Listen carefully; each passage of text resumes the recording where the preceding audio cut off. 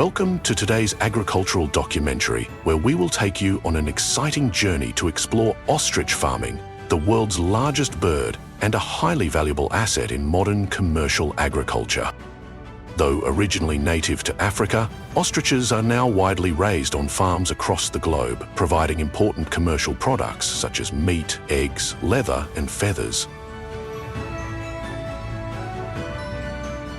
In this program, we will dive deeper into how ostriches are carefully raised and the detailed processes that transform their products into valuable and sought-after commodities.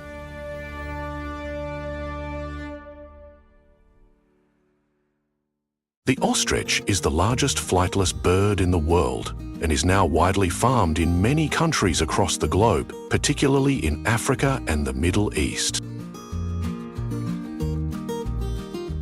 Ostriches adapt well to hot, dry climates with plenty of sunlight and little rainfall, making them suitable for harsh weather conditions such as deserts or semi-arid regions. They have a high tolerance to temperature variations and can thrive in both open range environments and spacious farming enclosures. On commercial ostrich farms, breeding and raising ostriches require careful management and specialized techniques. Adult male ostriches can reach up to 2.4 meters in height and weigh over 100 kilograms, while the females, known as hens, are slightly smaller.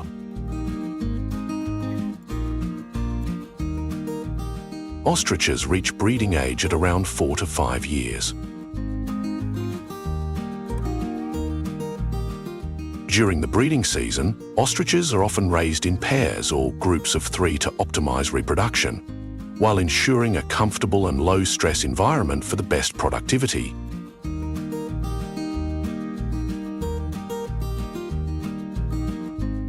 The female ostrich lays eggs in batches of about 20 eggs.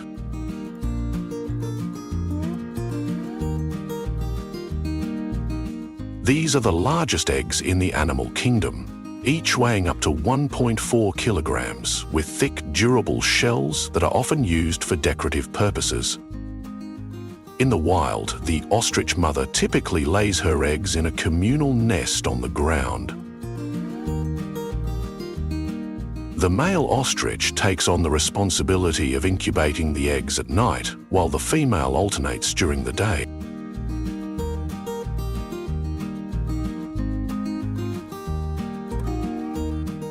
Thanks to their distinctive plumage, the male ostrich blends well into the darkness, while the female's lighter feathers allow her to camouflage with the daytime environment. However, in the wild, hatching success rates are often lower due to weather conditions, natural predators, or external disturbances.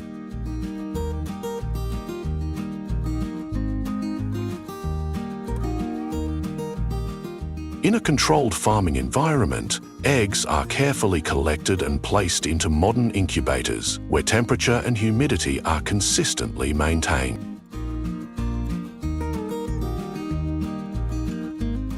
Thanks to these optimal conditions, the hatching success rate improves significantly.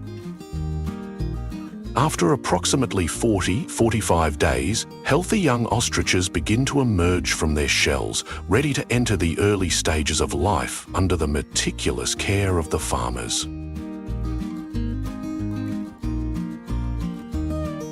In the early stages of life, young ostriches may be raised indoors to protect them from predators and harsh weather. They are closely monitored and fed a nutritious diet during the first 2 months. Once strong enough, they are moved to outdoor enclosures where they can roam freely and socialize with other adult ostriches. Here, the young ostriches begin learning from their mothers how to forage for food and adapt to the natural environment. They also learn to find clean water for drinking and cooling their bodies on hot days. This process helps young ostriches develop physically, build adaptability, and enhance their survival skills for adulthood.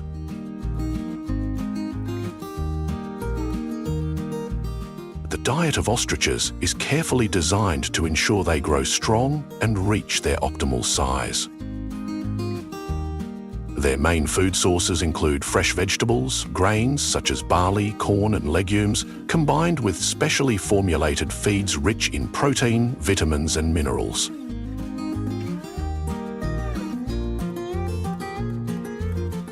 With this comprehensive care, it takes approximately 2.5 years for an ostrich to fully develop, achieving an ideal weight and becoming ready to serve commercial purposes, such as providing high-quality meat, skin, and feathers.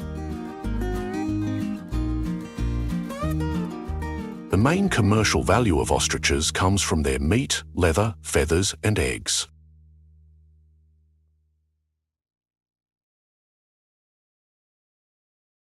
Each part of the ostrich is carefully harvested and expertly processed to meet a wide range of demands, making ostrich farming an increasingly efficient and sustainable form of modern agriculture. Ostrich meat is highly favoured for its superior nutritional value.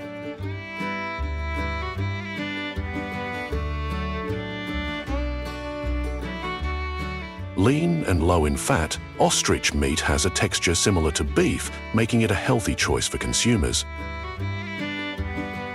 Rich in protein, iron and essential nutrients, ostrich meat is becoming increasingly popular worldwide. Carefully processed and packaged, it is available in a variety of forms, ranging from steaks and sausages to gourmet dishes and healthy menu options. Ostrich leather is a highly valuable material, favoured in the luxury fashion industry for its exceptional durability, unique texture with distinctive quill follicles, and luxurious appearance. Thanks to these advantages, this type of leather is often used to craft refined products such as handbags, shoes, belts, and other accessories. The processing of ostrich leather requires advanced techniques involving meticulous tanning and treatment stages to ensure it meets the strict quality standards of the international fashion industry.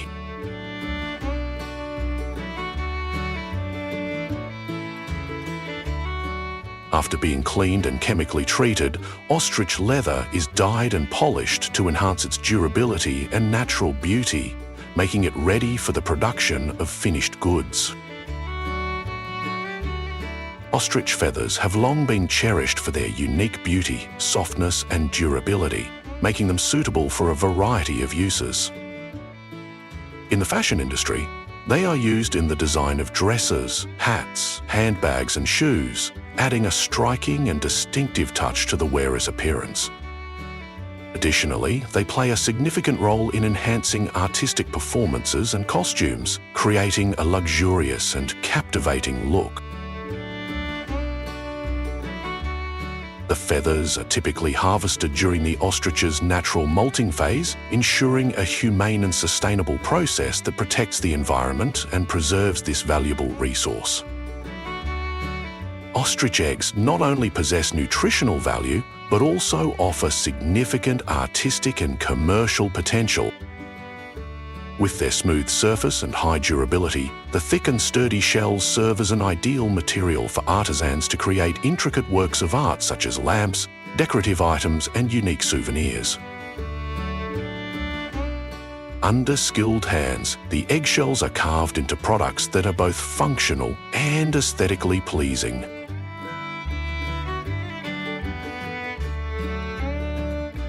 As a result, they have become highly sought-after items in the art and gift markets, showcasing the value of this exceptional resource. As of 2023, the ostrich farming industry continues to expand rapidly worldwide due to increasing demand for sustainable and luxury products.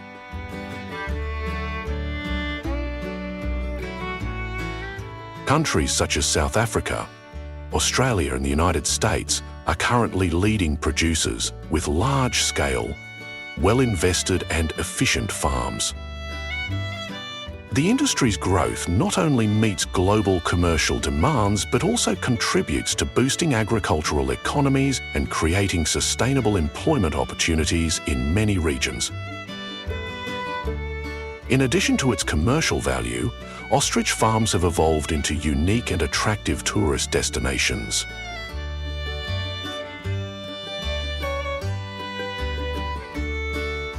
Guided tours offer visitors an opportunity to gain deeper insights into the farming process, ostrich care, and close interactions with the world's largest bird.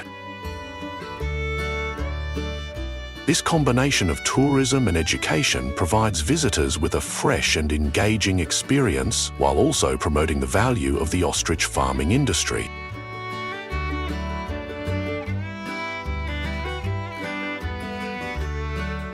Overall, ostrich farming is a remarkable combination of tradition, innovation, and sustainability. From raising ostriches to harvesting their meat, leather, feathers, and eggs, every part of the ostrich delivers significant economic value and practical applications. Thank you for watching. Don't forget to like, share, and subscribe to the channel so you won't miss more engaging documentaries about agriculture. Leave a comment to share your thoughts and help us improve our content in the future.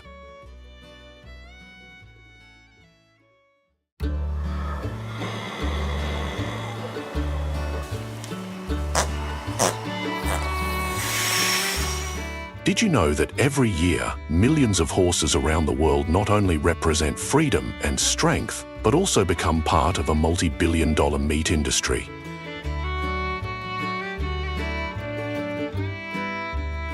This is a controversial topic where animal welfare, cultural traditions, and market demands collide head-on.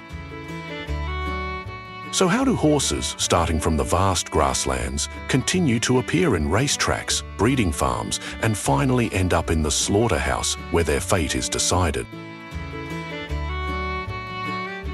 Follow the controversial journey of an animal that has been associated with humans for thousands of years in the video below.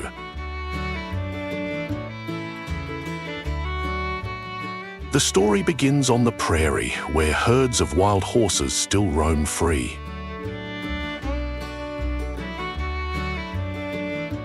The iconic wild horse of the American West, for example, is celebrated as a living symbol of freedom and independence.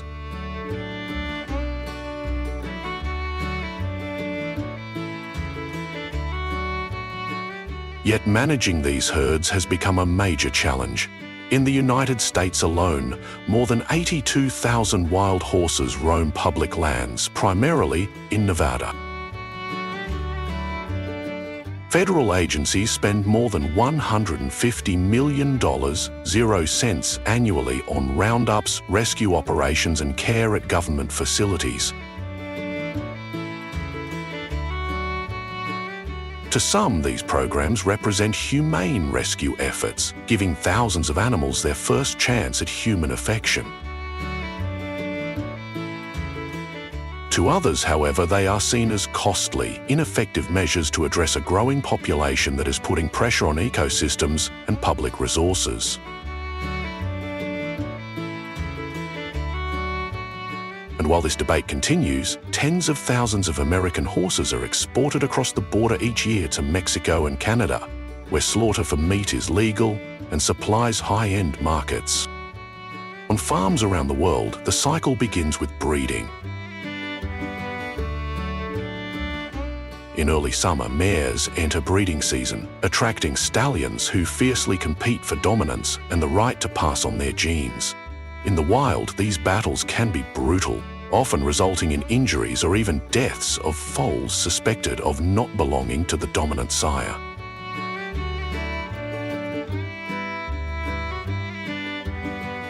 Modern horse farms have stepped in to reduce this brutality and improve success rates.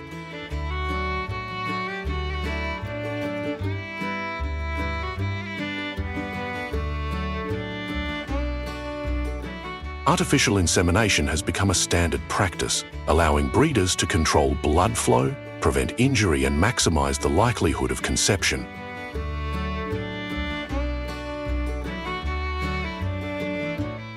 Once pregnant, the mare carries her gestation for approximately 11 months before giving birth, usually in a quick labor lasting less than half an hour.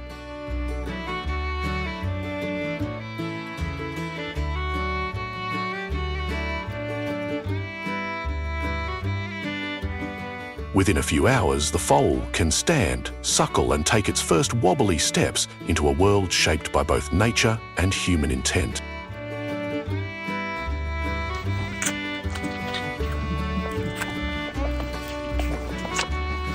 From that point on, care is essential. Horses are kept in semi-free environments that provide space to run, develop muscles, and reduce stress.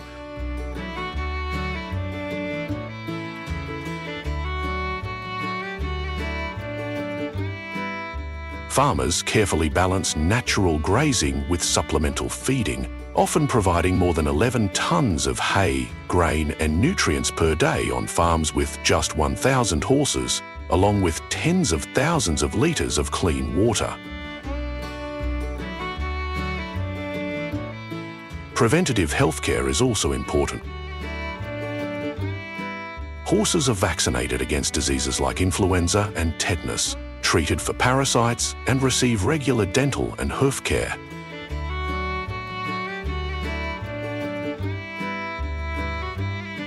Hoofs, often described as the horse's second heart, are trimmed every 4 to 6 weeks, while sharp teeth are filed to ensure comfortable chewing and digestion.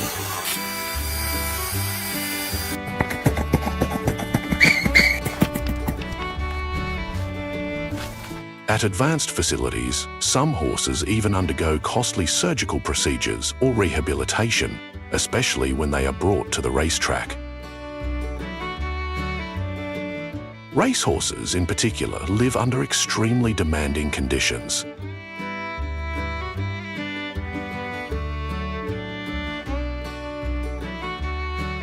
Their coats are brushed daily, their diets monitored, and their muscles massaged and bathed after each workout. Specialized treadmills simulate racing conditions, preparing them for competition while minimizing the risk of injury.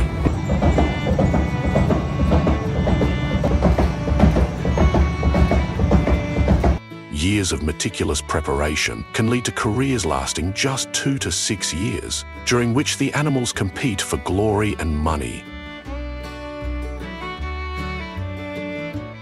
However, when their speed declines, many face uncertain futures. Some retire peacefully, but countless others are pushed into the meat trade after their value on the racetrack has waned.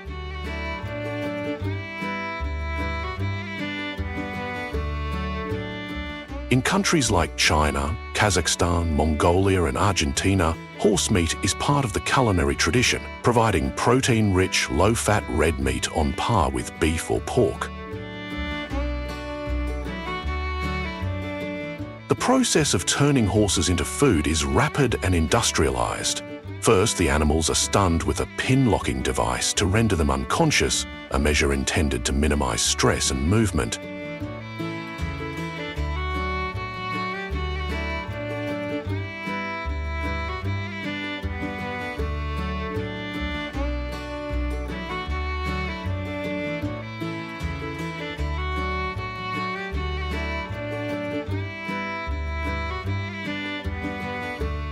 They are then bled, skinned, and processed into large pieces that are frozen to preserve quality.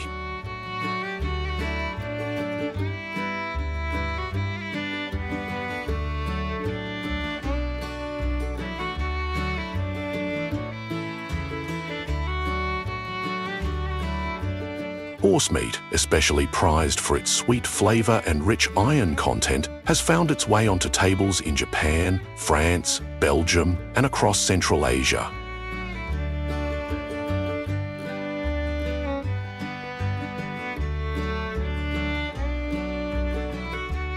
Dishes like tandoori horse meat feature thick cuts of meat marinated in garlic, pepper, cumin, chili, and sometimes fermented mare's milk before being roasted to perfection in a clay oven.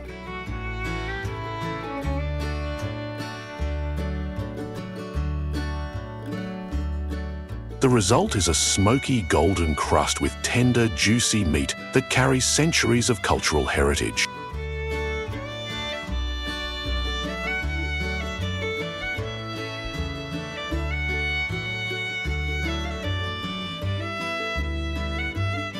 In addition to their role as a food source, horses continue to serve humans in unique ways.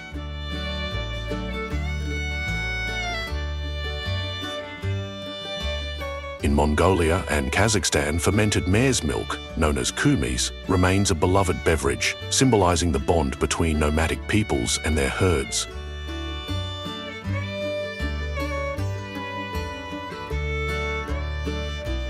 Slightly sour, fizzy and rich in probiotics, kumis reflects the deep connection between horse and human life on the steppe.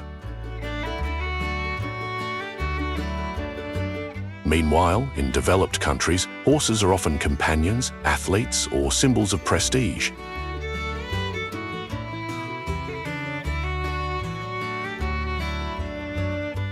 This dual identity, part revered, part commercialized, underscores the paradox of the modern horse.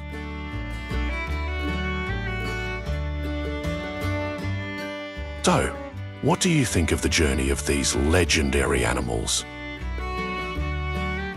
Should horses be preserved as symbols of freedom and friendship, or is it their cultural traditions that have helped them cement their place in the global meat industry? Share your thoughts in the comments below, and if you found this story compelling, don't forget to like this video and subscribe to our channel for more explorations into the mysterious world of agriculture.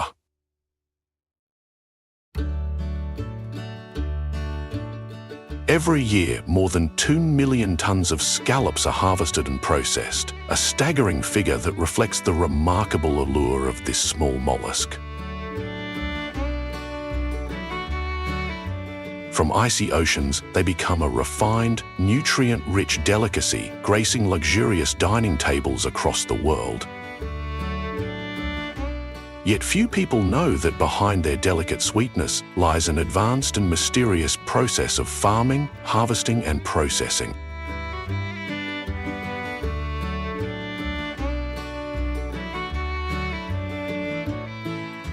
Today, join us as we explore the extraordinary journey that transforms scallops into the pearls of global cuisine. If China is considered the scallop processing factory of the world, accounting for over 80% of global exports, then the United States is certainly the most vibrant consumer market, where scallops are hailed as the stars of the seafood table and often command sky-high prices. Scallops are rebellious creatures of the sea. They clap their shells together to jet across the ocean floor like tiny rockets.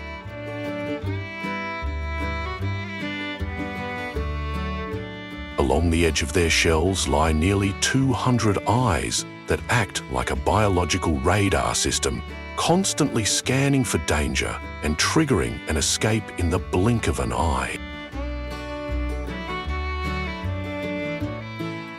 Scallop farming, unlike other forms of aquaculture, requires both patience and precision.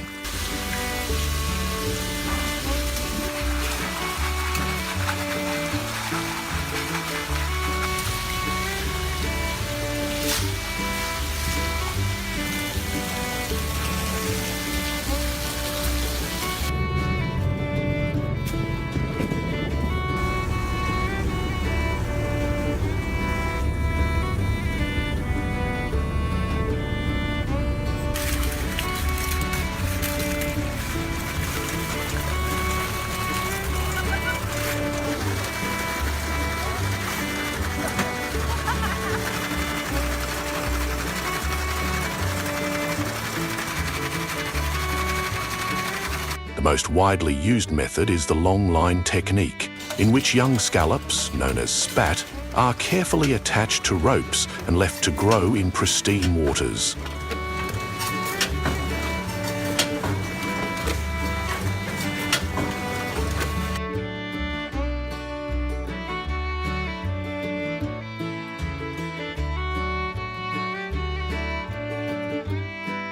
These ropes are typically suspended 10 to 20 meters deep, allowing scallops to float freely, safe from predators lurking on the seabed.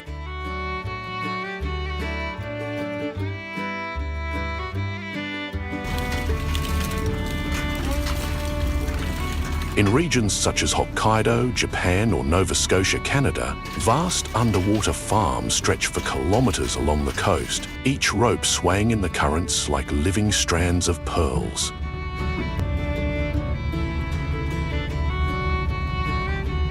This method not only protects scallops, but also enhances their flavor, as constant exposure to nutrient-rich waters produces firm, sweet meat prized on the international market. Not all scallops, however, float in mid-water. Bottom seeding, another widely used method, involves spreading young scallops directly onto sandy seabeds.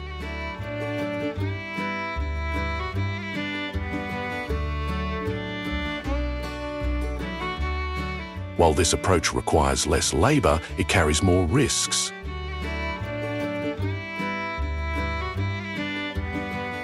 Predation from crabs, starfish, and fish, combined with sediment movement, can threaten survival rates. Still, bottom-grown scallops often develop a richer flavor, creating subtle differences in taste and texture that connoisseurs highly value. Harvesting scallops is a spectacle in itself. Longline farming requires hydraulic cranes to haul massive ropes from the depths, revealing thousands of clustered shells shimmering like raw pearl necklaces.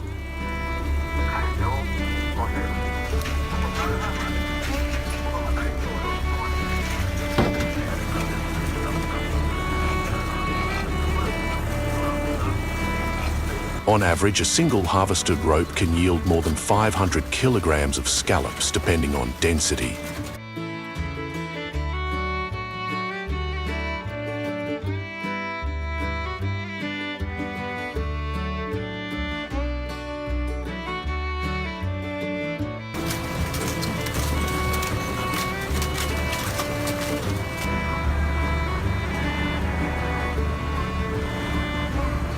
Meanwhile, bottom-cultured scallops are collected using dredges, metal frames with toothed bars dragged gently across the seabed.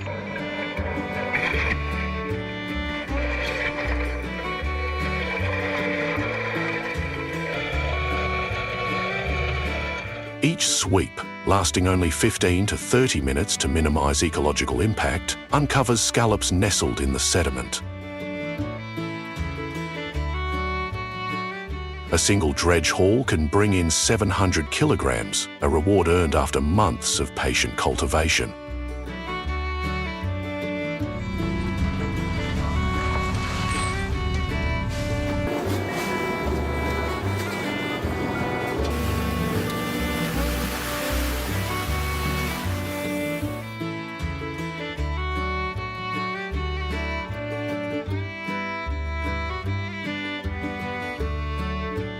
From the decks of specialized vessels, fishermen carefully remove scallops from nets or dredges, rinse them with clean seawater to eliminate sand, and weigh each batch before loading them onto refrigerated trucks.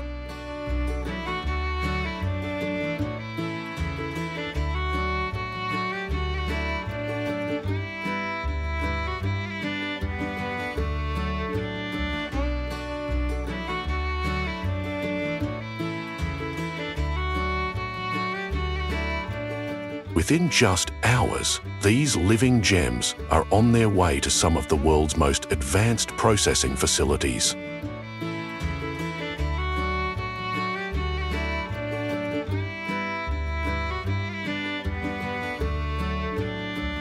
Inside the factories, the journey becomes even more fascinating. Unlike oysters or clams with hard shells, scallops are extremely delicate and require precise handling.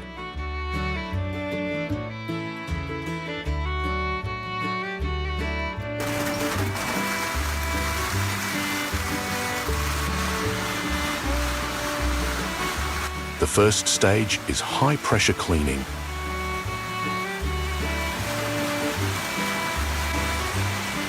Once cleaned, the most labor-intensive step begins: shucking.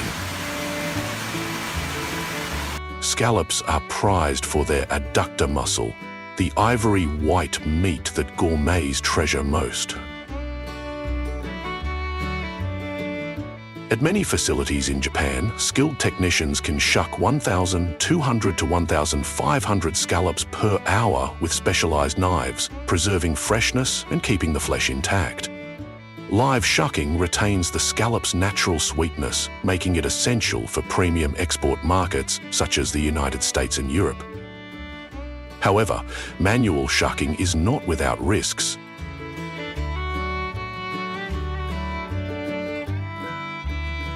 Sharp shells and slippery hands require full protective gear and maximum care.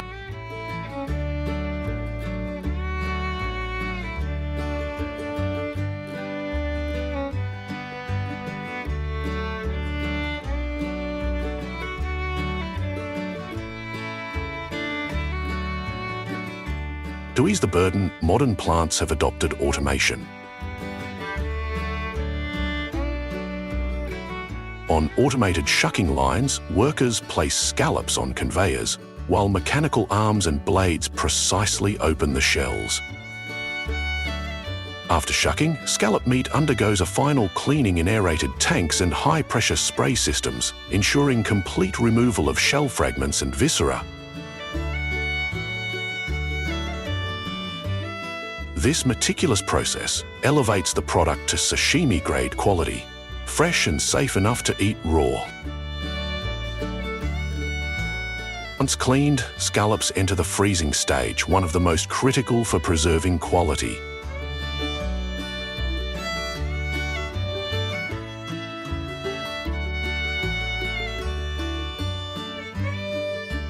Using ultra-rapid freezing technology, scallops are chilled to 80-40 DHC within minutes. This locks in texture, sweetness, and nutrients while preventing moisture loss during thawing. Premium scallops are portioned, vacuum sealed, and labeled with full traceability information before being shipped worldwide. For domestic markets, scallops are packed fresh in containers maintained at 0 to 4 DEC and distributed to restaurants and supermarkets within 24 hours of harvest.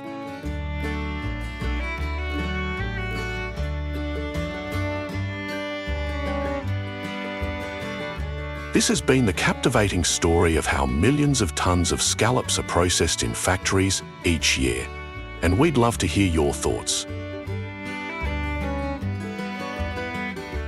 Share your opinions in the comments below, and don't forget to like this video, subscribe to our channel, and turn on notifications so you won't miss the next exciting journey into the world of food and agriculture.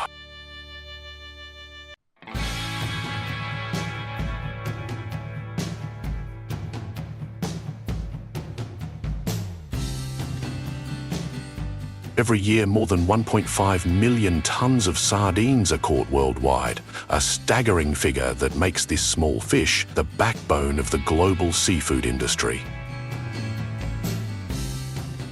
More than just a humble fish, sardines are an essential, nutrient-rich food source, appearing in the meals of millions of families, particularly through those familiar canned sardines. But behind every shiny can on the supermarket shelf lies an intricate journey of harvesting, processing, and transporting that stretches across continents. Today we'll take you to explore the remarkable journey of sardines from the ocean to the dining table in the global industry.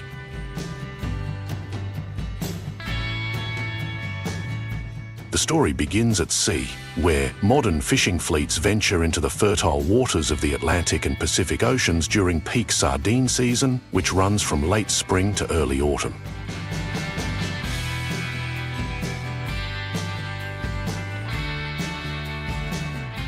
Unlike tuna that must be caught individually or mackerel that require drift nets, sardines are captured using a spectacular method called light trapping.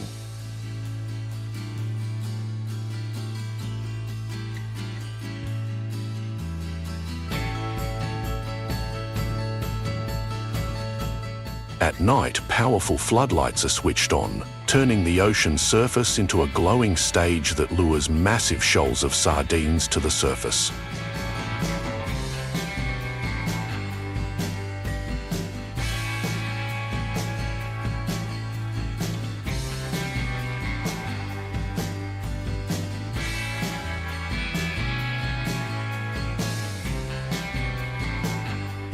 Drawn by instinct, the fish gather into huge schools, sometimes weighing hundreds of tons.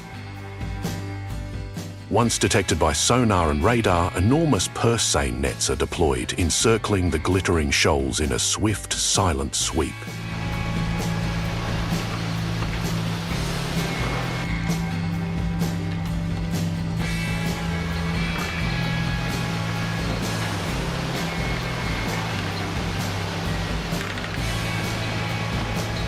An entire school can be captured in a single, precise maneuver, filling a ship's hold within minutes.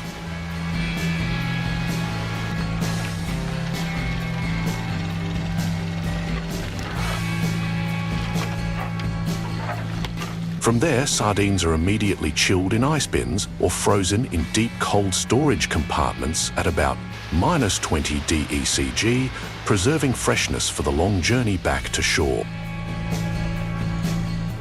When the boats dock, the real transformation begins.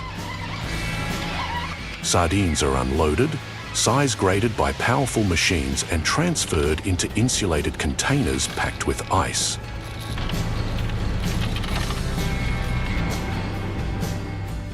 These containers head straight to modern canning factories, where fully closed-loop processing systems ensure hygiene, efficiency and speed.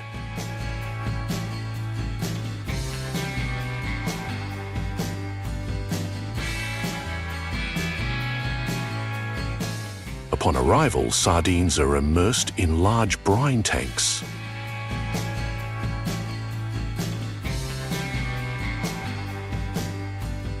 Coarse salt is sprinkled over each layer, and the fish soak for 2 to 6 hours.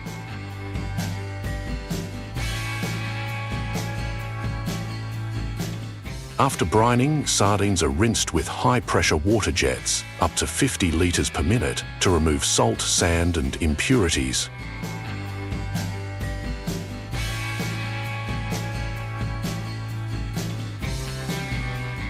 Clean and glistening, they pass through automated sorting lines where rotating discs grade them by size, ensuring each can meets strict uniform standards.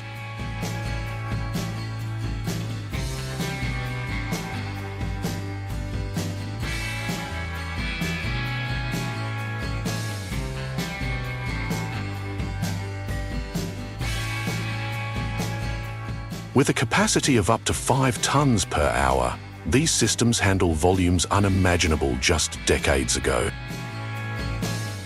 After sorting, the sardines are processed by removing their heads, intestines, and rinsing them with cold water to remove mucus and impurities.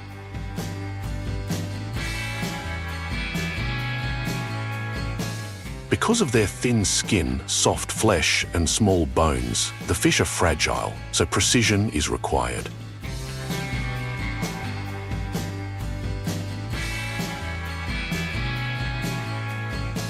Workers wear gloves, inspect them by hand, and remove any damaged fish by sight.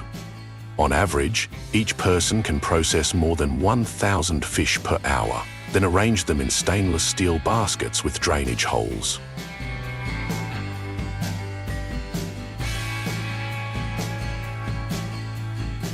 Before steaming, the fish are washed again in the baskets with clean water to remove any remaining blood and dirt. Some factories use automatic cutting systems with sensors, processing 5,000–7,000 fish per hour.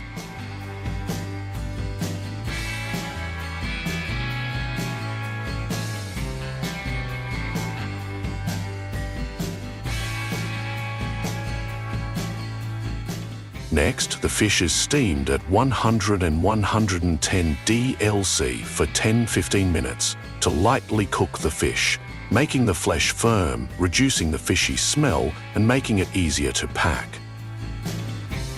Some premium products may have their bones removed after steaming, but most are left intact to preserve the calcium and natural texture. After the fish has been steamed and cooled, the canning process begins. In small and medium-sized production facilities, the fish is placed into tin cans mainly by hand at an average speed of 30 to 40 cans per minute, depending on the skill of the workers.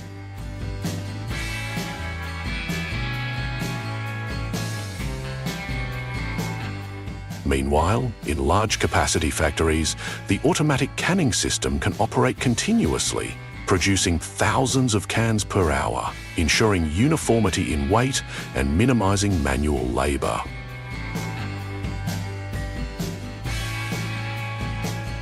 Depending on the specific process, some places will place the fish in the cans first and then add the auxiliary ingredients, while in some other lines the ingredients are added first, then the fish is placed on top.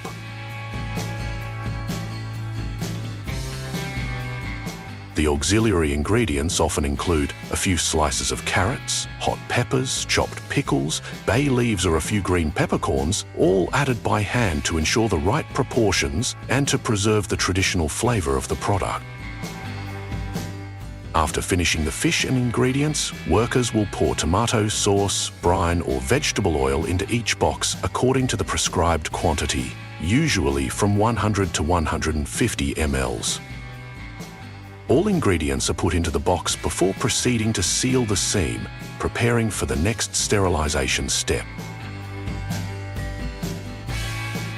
Next, the cans are transferred to a sterilization chamber where they are steamed at 115–121 dEC for about 30–45 minutes to completely destroy microorganisms and prolong the shelf life.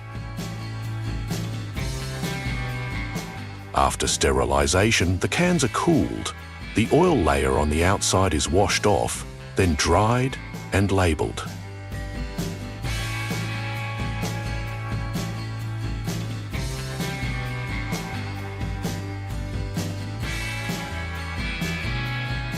Finally, the product is packed into cartons, usually 24 cans/carton, and stored in cold storage at temperatures between 0 dGSC and 2 dGSC until shipped. Beyond machinery and production lines, sardines carry deeper cultural and historical meaning.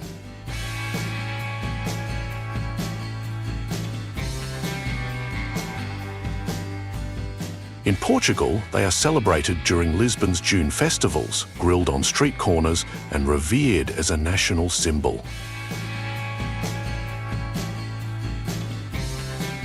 In the United States, sardines once sparked an economic miracle in Monterey, California, where the booming canning industry of the early 20th century transformed a struggling coastal town into the sardine capital of the world. Thank you for joining us on this fascinating journey of sardines.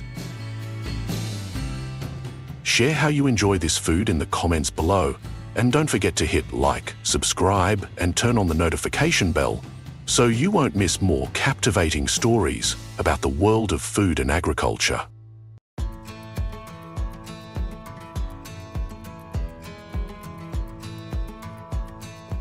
More than 1 million deer are raised in New Zealand each year, a staggering figure that makes the island nation the global capital of deer farming.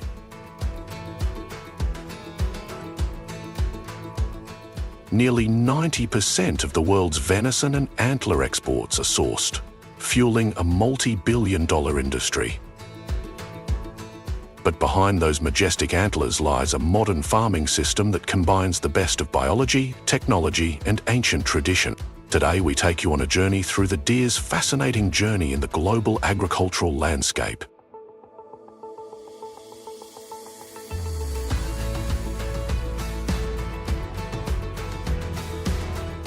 Every year, as winter passes and spring arrives, deer shed their old antlers and begin the miraculous process of growing a whole new set.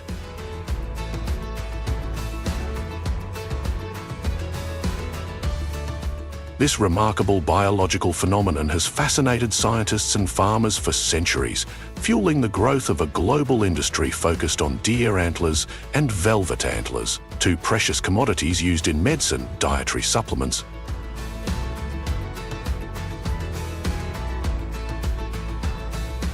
and fine cuisine. Deer farming has evolved from a small-scale operation into a highly specialized and structured agricultural sector that reflects a unique combination of ancient wisdom, cutting-edge technology, and the limitless potential of nature.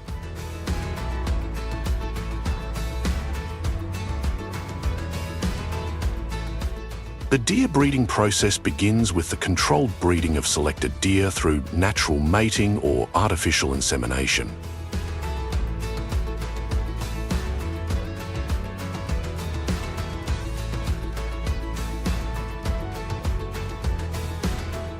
Breeding usually takes place in the autumn months, with careful monitoring to ensure successful conception.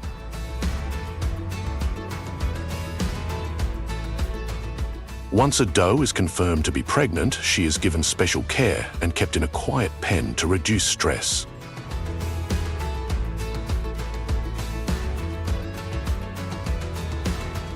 The gestation period for Sika deer is approximately 7 months.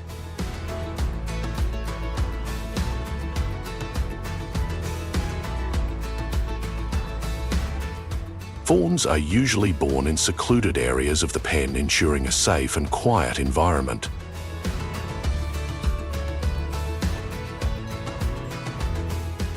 Although shy by nature, fawns are gently socialized to become accustomed to people and herd interaction.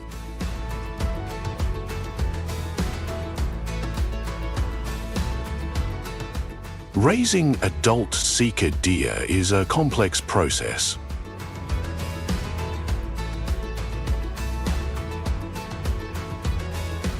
As the fawns grow, their diet is carefully managed to ensure optimal physical development.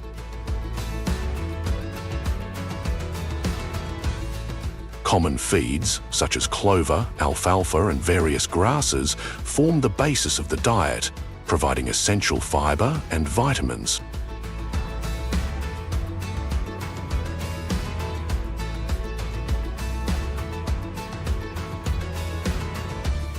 However, to enhance the growth of young antlers and build strong muscles, adult male deer, those raised specifically for antler production, are fed concentrated feeds rich in grains such as corn, barley, and oats.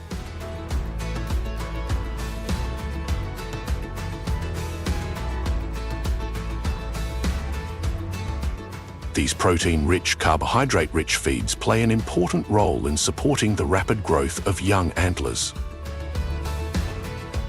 In addition, learning how to throw darts is also a skill that needs to be mastered here, as not everyone can do it easily.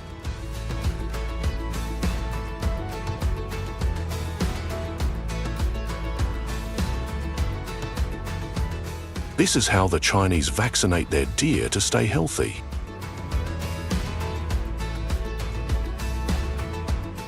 Antler harvesting season typically takes place in late spring to early summer, when the antlers have reached their maximum size but are still in the velvet stage.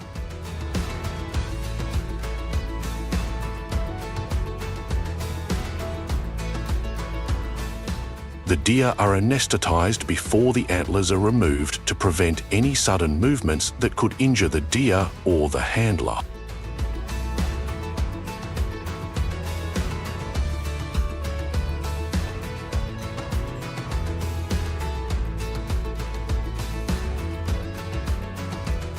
Horn harvesting is a precise and humane process that prioritizes the health of the deer while producing a valuable product.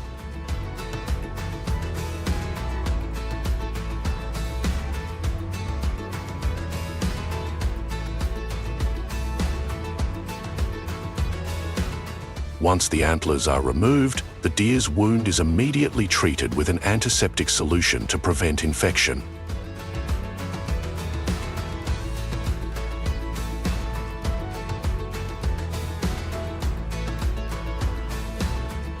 Caps are placed at the base to help stop bleeding from the antlers.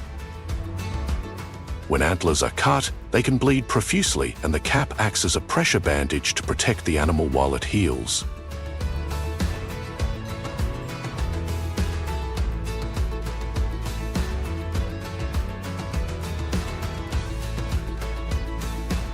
Once the antlers are harvested, they undergo a number of processing steps to ensure they are market-ready and maintain their medicinal properties.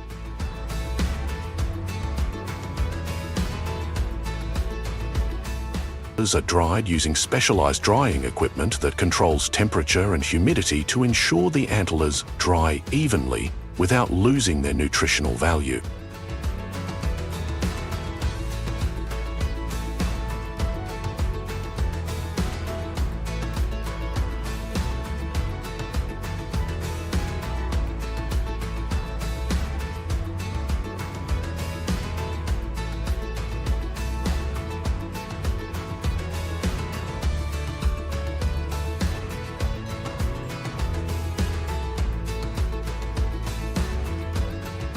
Antlers have been used in traditional medicine for centuries, particularly in East Asia, where they are believed to have a variety of health benefits. Compounds found in antlers are thought to have anti-inflammatory properties, helping to reduce pain and swelling in conditions such as arthritis.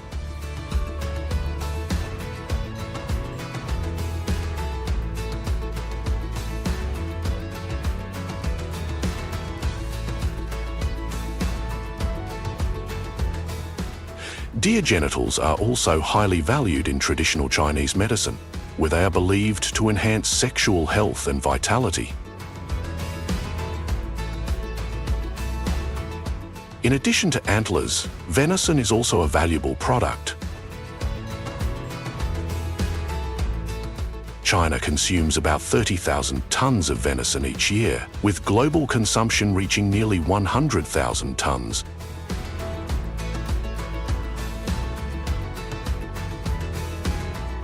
This meat is a rich source of nutrients, providing iron, zinc, and B vitamins essential for human health.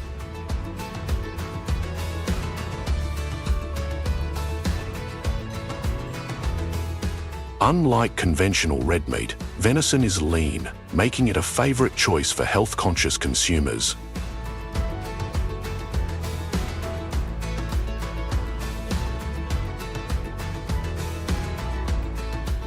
In Chinese cuisine, deer meat is a versatile ingredient and is used in many traditional dishes, often found in high-end restaurants and gourmet shops. Another traditional dish is deer meat soup, often cooked with herbs.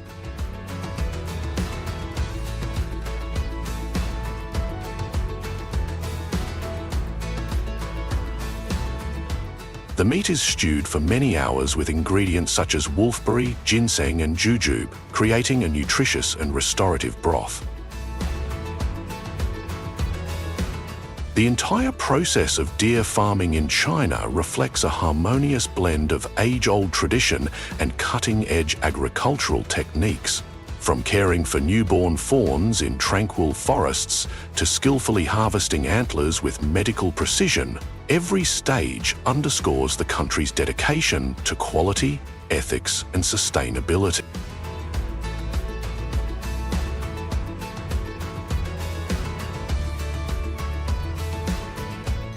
If you found this deer farming journey interesting, don't forget to like, leave a comment, and subscribe to our channel for more farming documentaries like this one. Your support will help us continue to reveal the incredible stories behind the world's most unique farming traditions.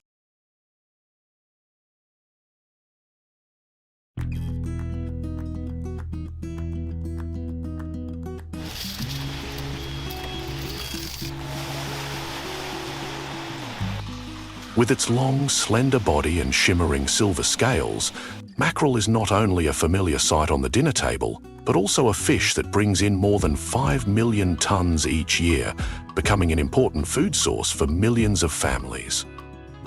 From the deep blue ocean to the modern factories of Japan, Norway, and Spain, the mackerel's journey is both a story of natural wonder and a reflection of human ingenuity.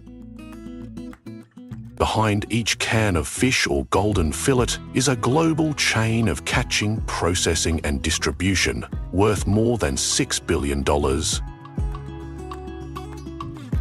Join us as we explore the mackerel's extraordinary journey from the sea to the world's dinner table in the video below. The story begins in the high seas, where giant schools of mackerel shimmer like vivid ribbons beneath the waves. From May to October, the Atlantic's golden season, shifting currents push sardines, squid, and shrimp to the surface, luring mackerel into dense schools.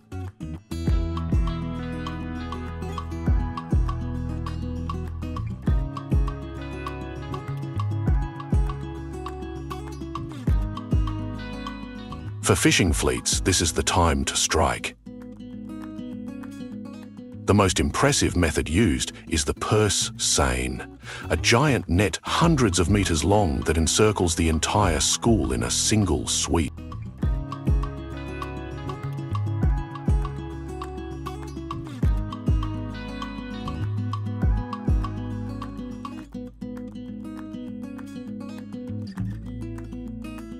In minutes, the arc tightens like a steel rope, capturing dozens of tons of writhing silver fish.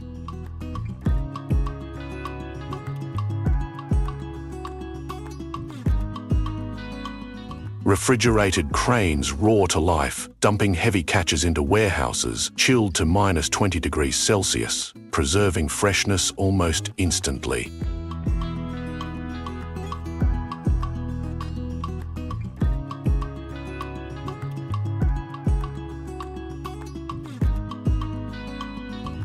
A single haul can reach more than 200 tons, a volume that would previously have taken a coastal village weeks to collect.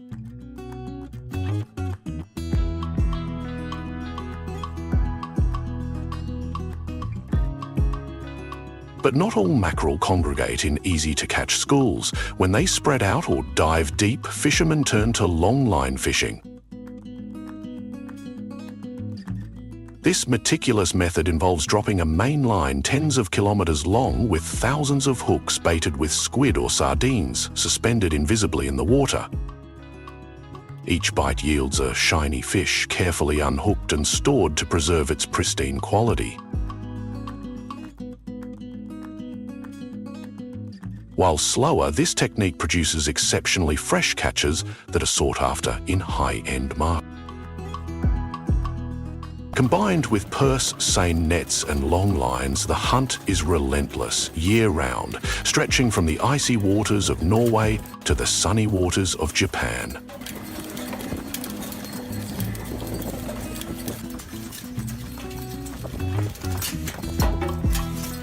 Once the boats return to shore, processing begins almost immediately.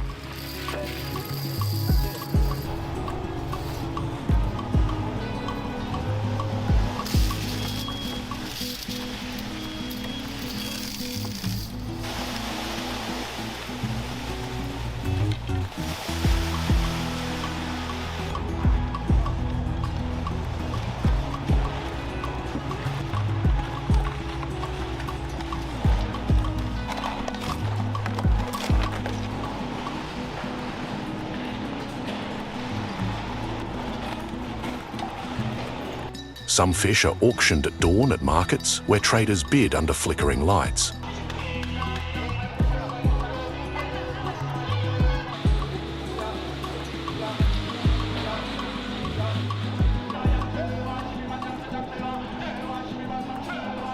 But most go straight into a vast network of modern processing plants, where stainless steel pipes rumble beneath the docks, transporting chilled tuna directly from the boats to the plant. The first stage is sorting. As the fish slide down a stainless steel trough, smaller tuna fall through calibrated slots into a canning line, while larger specimens continue to be filleted or frozen whole. This early separation reduces pressure on later stages and improves efficiency. From there, the pre-processing line takes over. In older plants, workers would manually decapitate fish with knives, often losing valuable meat.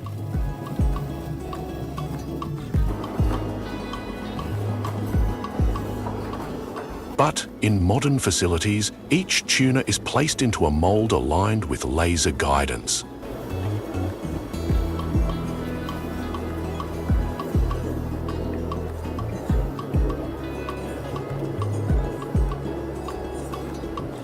The blades cut to within a margin of error of less than ½ millimeter, creating clean splits that preserve every gram of meat. At a rate of several hundred fish per minute, these machines can process dozens of tons per shift without losing consistency. After decapitation, the fish carcasses are transferred to an automated filleting system, where the blades are programmed to maximize yield.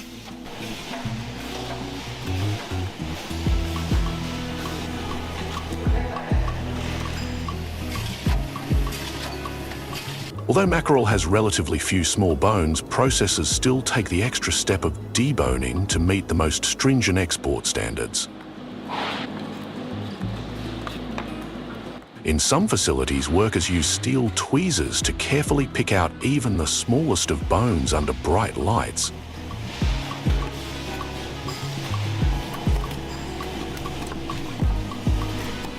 In others, deboning machines apply just enough force to separate the bones without tearing the fish.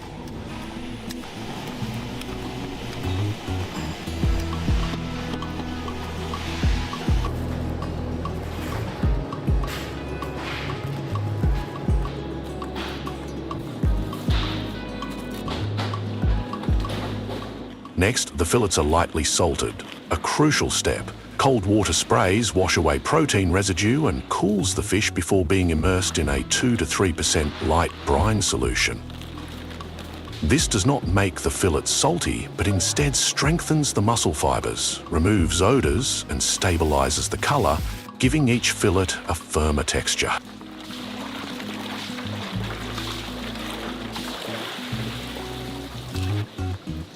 After salting, the fish fillets are carefully arranged on trays with just a few millimeters between them to ensure even freezing.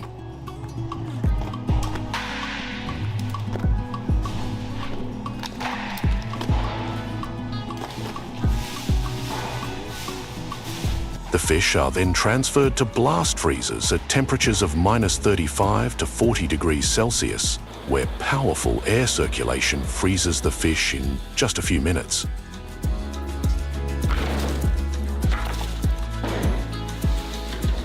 The result is a product that retains its natural flavor, texture, and color, ready for packaging and export. Japan alone processes around 1.2 million tons of fish a year, supplying markets on 5 continents, while Norway and Spain are also among the world leaders. Not all mackerel end their journey in the freezer.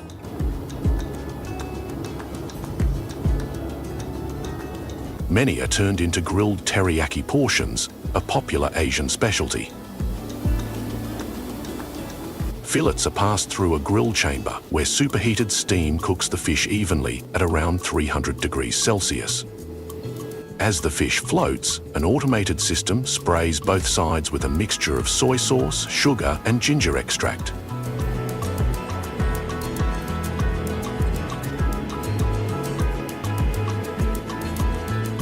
A second round of grilling creates a glossy, flavorful caramel coating. The delicate process is nearly impossible to replicate by hand, but factories can produce thousands of portions an hour.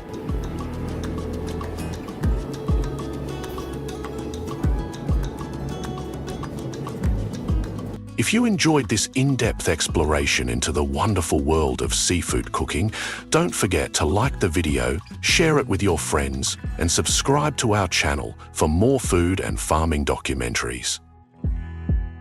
Your support will help us continue to bring you the stories,